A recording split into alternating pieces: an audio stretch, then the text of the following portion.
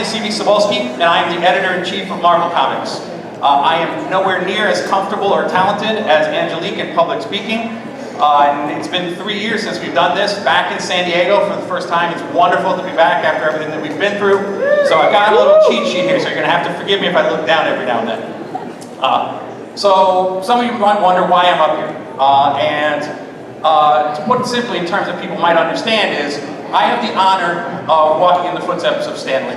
With the amazingly talented editorial team we have at Marvel, we're the caretakers of all the characters in the Marvel Universe, 8,000, however many are that they tell us there are now. And I'm thrilled to be here tonight to help celebrate one of the ones who kicked it all off, our beloved, amazing Spider-Man, Peter Parker.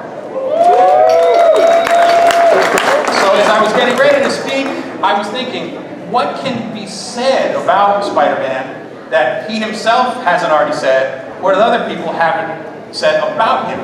And it became a conundrum for me what I was going to talk about today. So I figured, you know what, I'm going to take it back and do two things with this. Since this is a museum, I want to talk about a little bit of some historical context. And after that, I just want to tell you personally what Spider-Man means to me, because I think it's a story that you, as fans of comic books and pop culture, all share. We always say that the Marvel Universe is supposed to be the world outside our window. You know, that when you open a comic book, you become immersed in it, and when you close that comic book, you can imagine that Spider-Man's going to swing by your building, or the Green Goblin's going to throw a pumpkin bomb through your window. Well, you don't really want that to happen.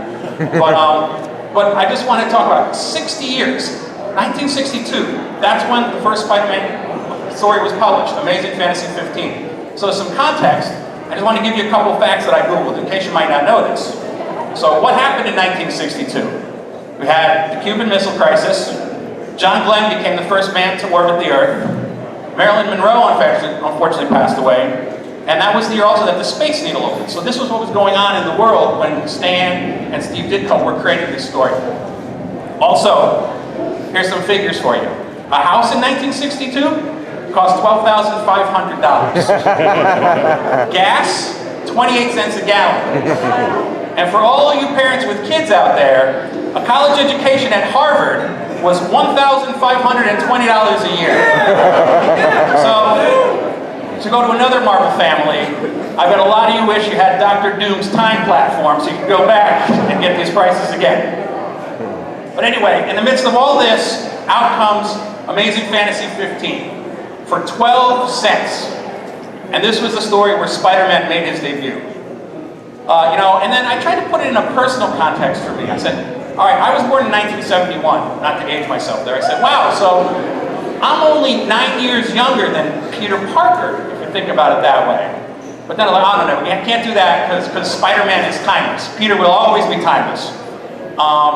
And so I put myself back in the shoes when I first discovered Spider-Man in the mid-70s. And I'm sorry, Peter, gonna come out here and say this. Spider-Man was not my favorite character. And I know we're here, but look, the story hasn't ended. I'm gonna get there, all right?